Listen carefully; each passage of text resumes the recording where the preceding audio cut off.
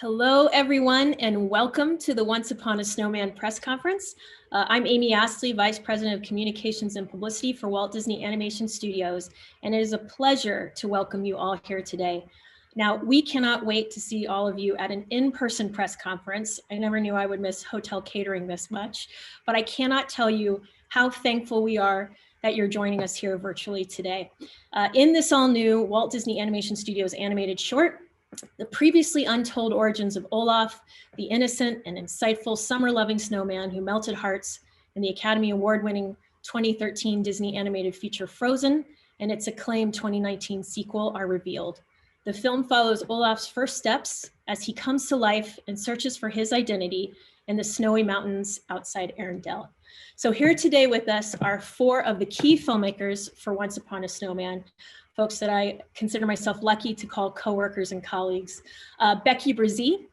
Becky Brzee began her Disney animation career. Hi, Becky. Hi. She began her Disney animation career as an animator on the film Dinosaur. And in fact, I think your first shot was animating toes and tails of a dinosaur, right? That's correct. Yes. Gotta start somewhere. Gotta start somewhere. And in her career, she's worked on several Disney animation films, including Bolt, Tangled, Wreck-It Ralph, Zootopia, and Moana. Within the world of Frozen, Becky was the supervising animator of the character Anna in the first film and went on to be head of animation on the short Frozen Fever and on last year's Frozen 2. Last summer, she jumped immediately from heading up the animation on Frozen 2 to doing the same role on Once Upon a Snowman. Please welcome head of animation, Becky. Thank you so much for being here. Thanks, Amy. Next up, we have Peter Del Vecchio. Peter is our Academy Award, Golden Globe, and PGA award-winning producer of Frozen. Hi, Peter. Hi. Peter joined Disney Animation in 1995. He's worked on films including Hercules, Treasure Planet, and Chicken Little. He was the producer of The Princess and the Frog and Winnie the Pooh. And in addition to the film Frozen, of course, which he produced, Peter has produced the #1 animated film of all time, Frozen 2, which is first topping only Frozen 1 as the top 2 animated films of all time. He is now senior vice president. Frozen 2 is #1, so that's right. He is now senior vice president of production for Disney Animation, and with Osnat Sure is currently producing Raya and the Last Dragon, our next theatrical feature. Please welcome Peter. Dan Abraham, director, is a veteran storyman, director and animator who began his association, there he is, hi Dan, with Walt Disney Animation Studios in 2005 when he started as an intern, which eventually led to full-time roles both at Disney Animation and Disney Toon Studios. He was head of story on 2013's theatrical film Planes, and I think your directorial debut is a short film that I always have trouble pronouncing, Vitaminimulch. Vitaminimulch, Air Spectacular, that's right. I got it. Vitaminimulch, Air Spectacular. And Dan was a leading story artist on Frozen 2 and is currently working on a certain film he can't talk about that isn't officially announced, but maybe Lin-Manuel Miranda talked about it a little bit on Good Morning America a few months ago. So please welcome Dan Abraham.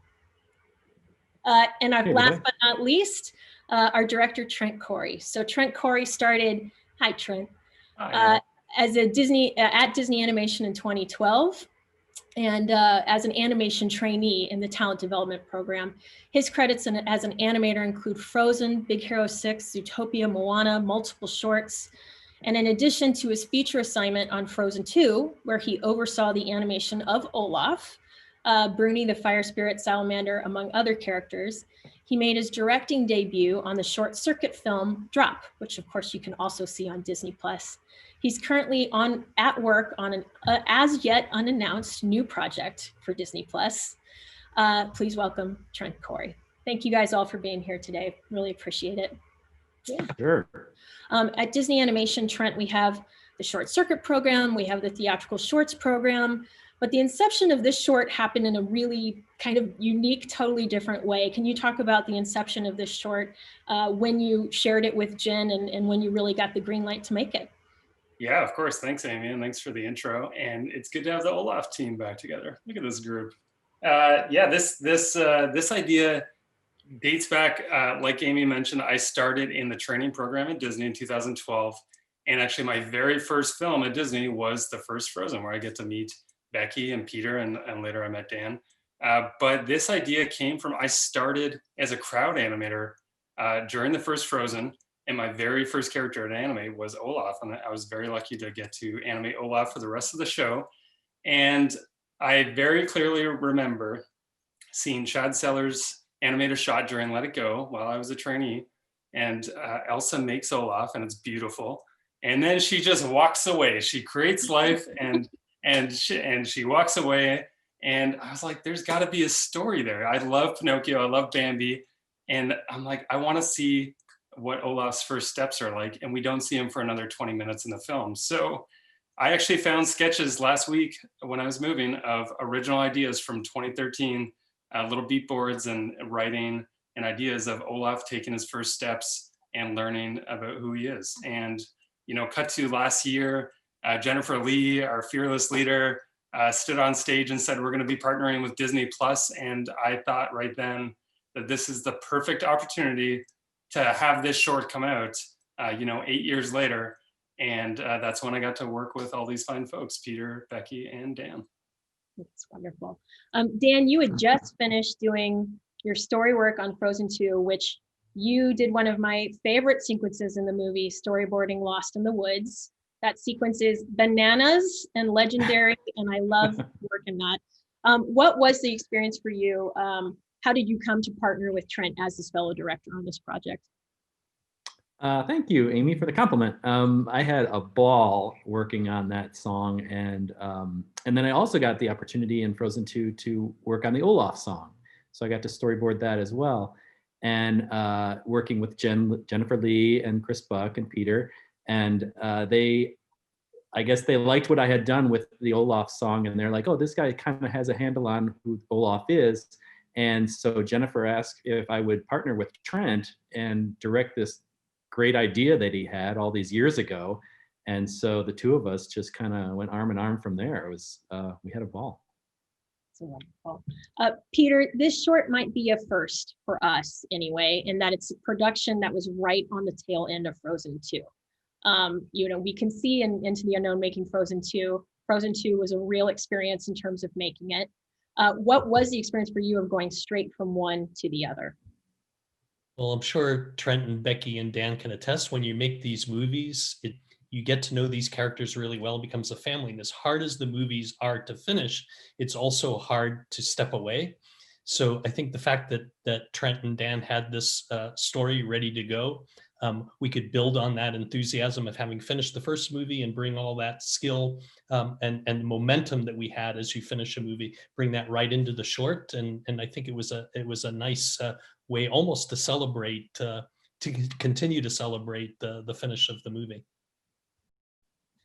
Becky, you have been head of animation now, as I said when I was introducing you, on 3 Frozen projects. Two-part question for you. What is it about the Frozen world that really speaks to you as an artist and animator? And what did you enjoy about making this particular short? Well, when I started on the first Frozen, I was really in it for the fairy tale of it. I've always loved fairy tales, Disney art, and it all. It spoke to me, and as well as Anna was a princess, and I grew up wanted to be a princess. But after a while, it started to become a sister story, and then it spoke to me in a very different way because I have sisters, and more so I have daughters, and they're my little Anna and Elsa. So it kind of, I was more invested now, even more so than before. So that's what drew me to the project. And what's wonderful about Olaf is he's a reflection of the love between these two sisters. So it really, I don't know, he's just such a wonderful character. And the second part was what? Well, what did you enjoy about Once Upon a Snowman? Oh yeah, well, like Peter said, it really is not often we get to revisit characters. And so, when Frozen 2 came up, it was just, we were like, yeah, we get to visit these characters again. And then to continue on with this story that's very special and ties everything together from those first moments of Olaf, it's a really unique way to revisit the scenes and think about the people who animated the scenes on the movie and then how it all ties in.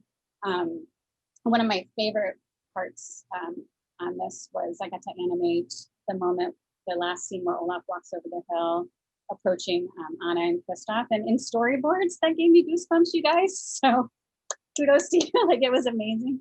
But like when you're animating it and you realize this is the moment right before he walks into Kristoff and Anna's life and changes them forever and changes all of us forever, really, because, you know, now we have this character in our lives. I think it was very special to me. And I'm proud of that. That's awesome. Well, I had this question as well, but I think I'd rather ask it from one of our reporters. And forgive me, I don't have everyone's names. I have your Zoom names. So Film Steve 3 asks, what makes Olaf so adorable and beloved? And that was my question too, is we keep going back to Olaf as a character, with which, whether it's this wonderful short or the At Home with Olafs we made last spring when we were first working from home, what is it about this character? For anyone on the panel. I would say that, you know, Olaf has this overwhelming like optimism and sincerity about him, and that just never gets old. It's something that we all sort of aspire to and sometimes fall short, but Olaf is always there, like charging ahead with just this eternal optimism and sweetness that I think is a part of all of us, but maybe we wish we had more of, and it's sort of aspiring. Well, I'll just go there really quickly, Amy, that I grew up on Disney movies in the 90s. I loved Aladdin, by far my favorite movie. And the genie was my favorite character. And I think, what I loved about the genie was that he could be hilarious and change shapes, but he could also be sincere. And from an animator's point of view, Olaf's just everyone's favorite character to animate, because he can be very emotional. Like Becky mentioned, he's connected to the sisters, but he's also fun to just break apart. Yes, emotionally falls apart sometimes, right? Yeah. And I think we can all relate to his sort of innocence as a child. You know, that's slightly naive look at the world, but in doing so, I agree, Trent, he can really hit on some profound emotional things. He can zero in on things that maybe as adults we miss. Yeah, he can be so existential too, like when he's realizing he's snow, but he's walking on snow. And Once Upon a Snowman, I love that. And you really can't talk about Olaf without talking about Josh Gad, of course. Laura asked the question, how much of the story was written versus how much did Josh improvise? Hey, Laura. That's a great question. You know what? Dan and I and Jennifer, we all kind of put our heads together for the script. And Josh, he is just as funny in the movie and on his Instagram and social media as he is in person. He is hilarious. In fact, Dan and I were in the recording booth with him, not behind glass. And I think the hardest part about that was just trying not to laugh so we didn't mess up the take. I was covering my mouth most of the time, just spitting, while Josh was just having a blast. But he is so generous with his time. He came in right after Frozen 2 to record this with us. He gives you so much as an actor and a comedian. I just love working with him. Is there any line he improv'd in particular that people should sort of listen for, or any particular moment that he gave you while directing him? I know the line in the script was when he's looking at himself in the mirror, he's like, I kind of look like a Trevor. And Josh was the one that turned it into I kind of look like a Fernando or a Trevor. Like he was sort of searching a little bit more. And I'm gonna leave it to Josh to come up with the most random funny name that would not really fit Olaf. I don't know if he's a Fernando or not. Yeah, and of course, when you get Olaf and Josh Gad together, all the little improvisations of laughing, giggling, screaming, he makes the script come to life. He makes the short come to life. His giggles make me giggle. Yeah. Oh, yeah.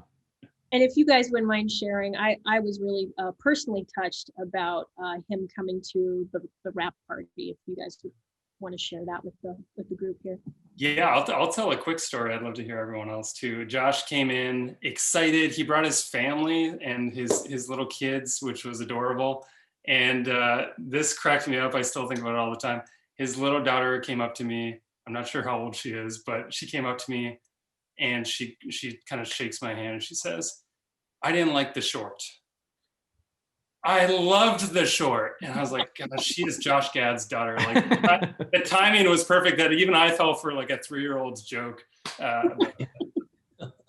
And in your mind, you're thinking, what? We worked so hard. Don't tell your dad. I also liked how genuinely appreciative he was of all the work on the films, on the short.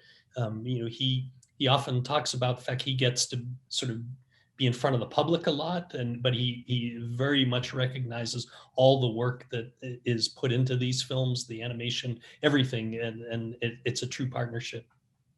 Peter, it's a really good point that Josh, he comes and talks to the animation crew throughout the production of Frozen 2, and Once Upon a Snowman. The animators love him. He will just talk endlessly to the point where we're like, okay, Josh, we got to work. Maybe it's time to go. Yeah, he's very giving of his time. Yeah. Well, and Jeannie was his favorite character too. And I think we have a lot of voice cast actors and actresses we work with who have such a deep appreciation for what all of you bring to the films. But when Josh talks about it, what you each contribute and how this collaboration works, I think it's really special. We have a question, and really it applies to most of you because most of you did work on the first Frozen. What did it feel like, particularly on the heels of Frozen 2, to step back into the world of Frozen 1? And that comes from Mama's Geeky. Thank you for the question. It was easy. It was easy to want to.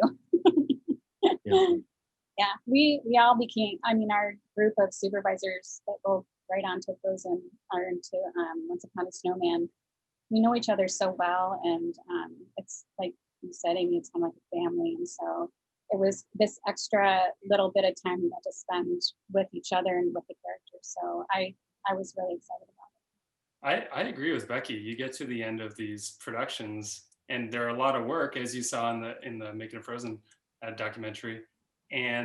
But you get to the end, and you're like, oh no, I actually don't want it to be over. I want to keep it going. So we kept it going. And then I think towards the end of our short, we're like, any other ideas? Let's keep this moving. I know what's fun too. Go ahead, Dan. I was just going to say off of what Becky was saying that like Becky and I went to college together. So we've been friends for 5 years now. No, we've been friends for a long time. So to be able to work together, and it's amazing. It's very, very cool. Okay, this question we have to ask, and I always appreciate when people ask it. Amy Folker asked, what are some of the fun Easter eggs we should be looking for in Once Upon a Snowman? Oh, well, there's a lot of little fun tidbits throughout the short because we're showing it from a different perspective, obviously.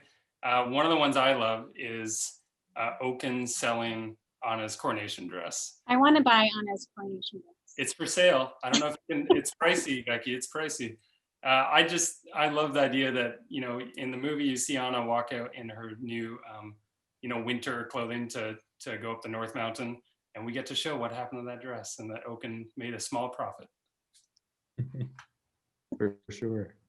Yeah, there's other little Easter eggs within the cards that he looks at. Olaf looks at in the stereoscope. There's a few different shots in there that people might be keen on from other films and that. Well, you can give one of those films if you want. What might people see in those postcards? You might see a Moana film shot in there. You might see a little Moana. A little Motunui action there. That's right. Then I think there might be a Tangled image. Is there? Yeah, I think so. Okay, I'll have to look for that one the next time. I think that is one of my favorite elements of the short is we've all been asking ourselves, how on earth did the snowman fall in love with summer? How did you guys arrive at that as an idea within this short? It's wonderful. Well, when really diving into what this short was going to be and how it was going to weave in and out of the first film, we watched the first film, especially the sequence, from when Elsa creates him during Let It Go to when Anna and Kristoff and Sven meet him in the forest.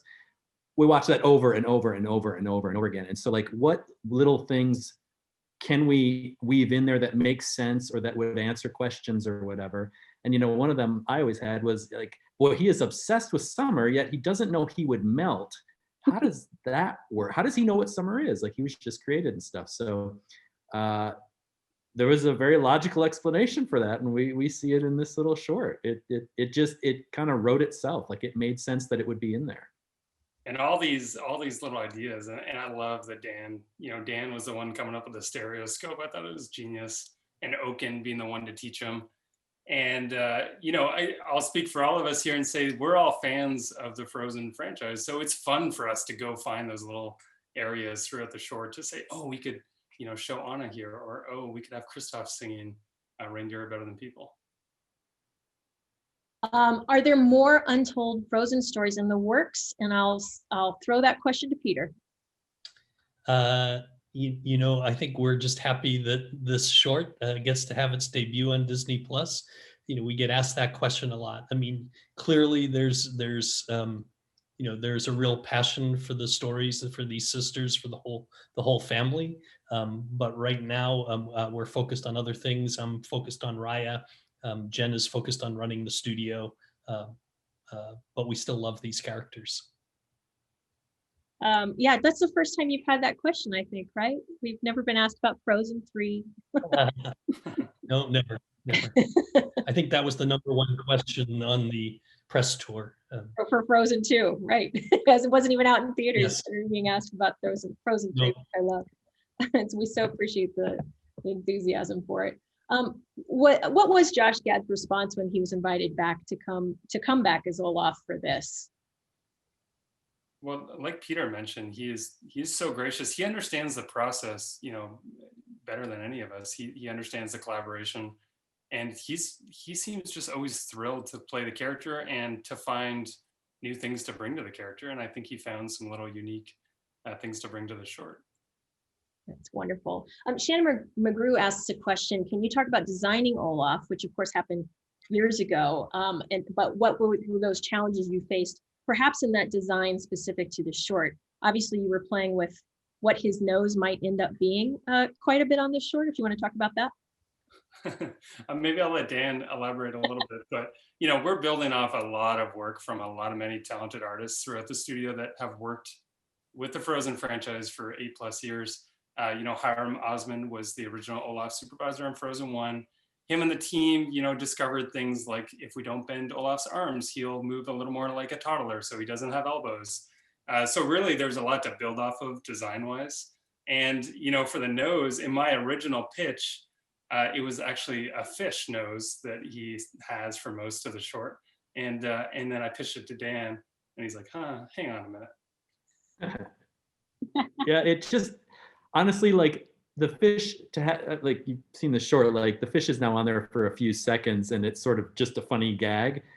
But when he's running around with a fish on his face for several minutes, it's too much. Like it just doesn't, Olaf is being chased by wolves. And to me, I'm like, if he was being chased by cats and he had a fish on his nose, that story math adds up better for me. But since it was wolves, I'm like, well, what if we make it a sausage? What if we make it, meat? Because wolves and meat kind of that math adds up better. So Trent, are you still upset about that? Yeah, I bring it up every chance I can. But to Dan's point, it was really hard to figure out where to look when that fish was flopping around. Yeah. Alex from laughingplace.com asks, how challenging was it to insert new animated moments into scenes we recognize from the first Frozen? Was that difficult technically, visually? Well, some of that stuff had to be reanimated. And I'll let maybe Becky talk to this, because one of my favorite moments is Olaf walking to Oaken's cabin and seeing Anna walk out. And, Becky actually animated that moment from the first movie of Anna going to Kristoff's barn. So it was fun to show that stuff from a new angle. Yeah, it was kind of neat. The whole project was neat in that, we know who animated the first moments, and then seeing those moments from a totally different angle is just so interesting, because I have it in my head who animated the shot, like the movements they did, the acting, and you have kind of insight to what's happening next and before and all that. So it's just really fun to see it all connect. And Anna and Olaf narrowly miss each other. I mean, except that Olaf gets smashed by the door, so she didn't miss him; she got him. but yeah, it's just neat to see these moments play out in a different way. This is a slightly related question from Carla, aka the Curvy Critic. But how difficult was it to decide how and when to marry those certain scenes and pick those scenes? I mean, it sounds to me like you watched the first film and there were some things that happened naturally, but how difficult was it to sort of curate that? Well, we didn't want to force it in any way. So the story of what Olaf was trying to accomplish and discover who he was and all that sort of led us to these different locations. And then we're like, oh my, like, you know what's happening right here at Okins right now? Like, so it sort of guided us when we knew what the story we wanted to tell. The story kind of took us to these places, and the sort of behind the scenes, putting the camera in a different place, like it just mostly worked naturally, really. Yeah. And thank you all for your questions, by the way. They're so good, it's hard to choose. And we only have a couple of minutes left in the press conference, but I have to pick one from Norway. Morten from Norway asks, the Frozen movies were heavily influenced, of course, by Norwegian nature, culture, and traditions. Can you say something about the inspiration for this short film? And Peter, I know you've been steeped in this for a long time. If you want to talk about those original influences you see once again.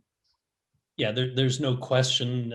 Even the first movie and the second movie, we visited Norway, Finland, other countries, and drew a lot of inspiration from that. So I think a lot from the short, and I'll let Dan and Trent speak to it, pulls off that same inspiration from the movie. Then we reuse a lot of the locations from the original movie, although, like Becky said, from a different point of view. Yeah, I love the inspiration from the original movie. I've been to Norway. I've been to Oslo and Trondheim, and it's a beautiful country. And I went in the winter time, so I get to walk through snow. Now I am Canadian, so I know what that feels like. But I always love watching Olaf walk through the snow because his little feet push the snow so well, and it's fun. Frozen 2 is mostly in the fall, so it was fun to see snow again in the Frozen world. I did forget that, Becky, we sent you to Wyoming just to walk through snow, and some other animators on the first movie, just to get that experience and understand, what it's like to animate characters walking through snow. That's right, and it's hard. That's why we don't have a whole lot of it in the first Frozen. But yeah, the costume department made us a huge skirt with a underskirt and everything to try to show us how it might be for Anna to walk through the snow, and it's very hard to practice. But yeah, we learned a lot on that trip actually, and even the effects animators that were with us, they were filming how a snowball might work, and it kind of informed how they were going to figure out the snow for the movie. So, and Matterhorn came about. So. And well, it's just two more questions, quick ones. Jim Hill, hi Jim, asks if you only have so much screen time, of course, when it comes to a short. Were there any other off-screen moments for Olaf that didn't quite make it in this final version? No, I mean, there were variations on moments. I think we got a lot in that we wanted to. I was really excited about, Olaf inadvertently causing the wolf chase that we see in the movie. But in an early version, actually, instead of Elsa's cape coming off, it was her glove, and it kind of slapped Olaf to life. I like the cape better, but we go through versions of these scenarios like that. Yeah, we did really early on too. We toyed with the idea of having a song, and the story just didn't sort of guide us to where a song would go, and instead of force it, we're songless. What I do love is you hear all of the background music that's oh yeah, and that to me, like, that's enough to fall in love with everything. So. We will end with Emmanuel's question. With the joy that all of you have working with Olaf, would you like to work on any future projects with the character, perhaps future shorts or maybe even a series? Amy, if I could work with Olaf for the rest of my life, I'd be quite okay with that. He is so fun, and it's about working with the team behind him too. That's all of you on camera here. So for me, it's the character, but the team behind Frozen is just fantastic. That's wonderful. Thank you, everyone, from Walt Disney Animation Studios, from Walt Disney Studios and Disney Plus for making today possible. And thank you to all the reporters who are here today and participating. We miss you, and we wish you all a great rest of your day. Thank you, Becky, Trent, Dan, and Peter for being part of this today. Audiences around the world can see Once Upon a Snowman on October 23rd, exclusively on Disney Plus. Thank you guys so much. Thank you, Amy. Thank you. Bye-bye.